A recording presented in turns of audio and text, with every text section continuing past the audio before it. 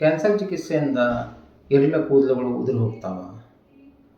ಇದು ತುಂಬ ಜನದ ಪ್ರಶ್ನೆ. ಇವತ್ತು ಇದರ ಬಗ್ಗೆ ನಾವು ತಿಳ್ಕೊಳ್ಳುವ. ನಮಸ್ಕಾರ, ನಾನು ಡಾಕ್ಟರ್ ಗೌತಮ್ ಲೋಡೆ, ಕ್ಯಾನ್ಸರ್ ತಜ್ಞ ಮತ್ತು ಕ್ವಾಂಟಮ್ ಹೀಲರ್. ಕೀಮೋಥೆರಪಿ ಚಿಕಿತ್ಸೆ ಆದ ಮೇಲೆ ಕೂದಲುಗಳು ಬೀಳ್ತಾ ಇದ್ದರೆ ಶಾಕ್ ಆಗೋದೇನು ಬೇಡ. ಕೇವಲ ಕೆಲವು ಕೀಮೋಥೆರಪಿ ಔಷಧಿಗಳಿಂದ ಕೂದಲು ಬೆಳೆಯಬಹುದು. ಆದರೆ ಎಲ್ಲ ಕೀಮೋಥೆರಪಿ ಔಷಧಿಗಳಿಂದ ಇದು ಆಗೋದಿಲ್ಲ.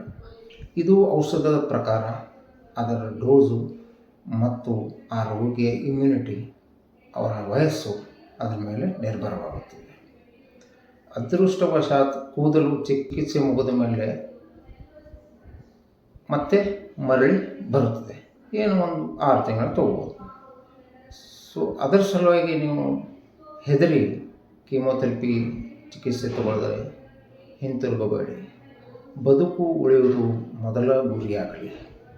ಬನ್ನಿ, ನಾವೆಲ್ಲರೂ ಸೇರಿ ಕ್ಯಾನ್ಸರನ್ನು ಜಯಿಸುವ. ಈ ವಿಡಿಯೋ ನಿಮಗೆ ಚೆನ್ನಾಗಿ ಅನಿಸಿದರೆ ಬೇರೆಯವ್ರಿಗೂ ಶೇರ್ ಮಾಡಿ. ಧನ್ಯವಾದಗಳು.